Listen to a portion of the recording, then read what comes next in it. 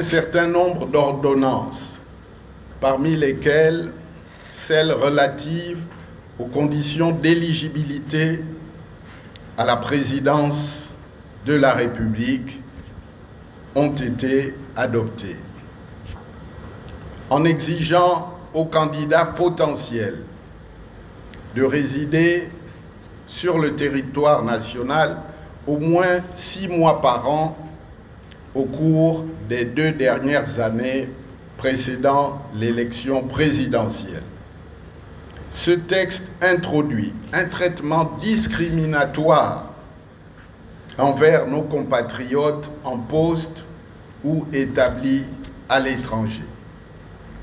En réalité, il s'agit purement et simplement d'une manœuvre destinée à barrer la route à certains candidats.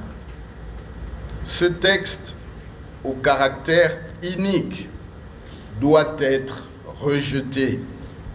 Il participe, comme d'autres dispositions en vigueur, à tenter de verrouiller au profit du futur candidat du pouvoir l'organisation de la prochaine élection présidentielle. Il s'agit de faire en sorte que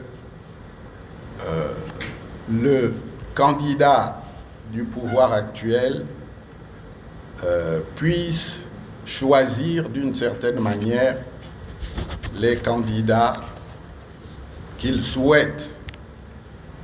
En effet, malgré les pseudo-réformes issues du dialogue d'Angonje, de nombreuses questions de nature à entacher la crédibilité du processus électoral demeurent. Il en est ainsi, entre autres, de la tenue du fichier électoral, des conditions d'éligibilité, des entités chargées de l'organisation du scrutin, de la centralisation des résultats, du financement des campagnes, de la couverture de la campagne par les médias publics, de l'observation de l'élection et de l'accréditation des journalistes et médias étrangers.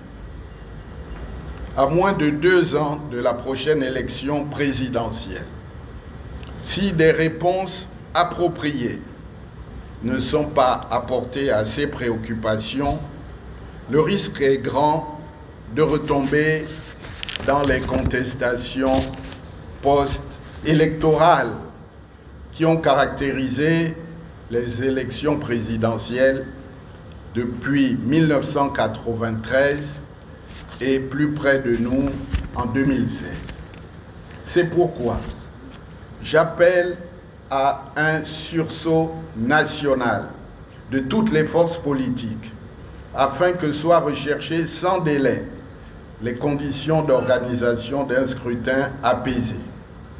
Par ailleurs, j'appelle au rassemblement le plus large possible de toutes les forces patriotiques, des organisations de la société civile, des personnalités politiques indépendantes, afin qu'elles se mobilisent en vue d'exiger dès à présent l'organisation en 2023 d'une élection ouverte, transparente et crédible.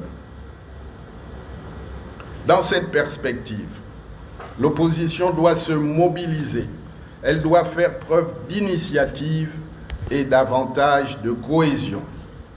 Ensemble, elle doit définir ses propres stratégies pour contrecarrer les manigances du pouvoir et sécuriser le vote. Elle doit aussi, plus que jamais, prendre conscience de ses responsabilités dans la conduite du pays vers l'alternance et le changement.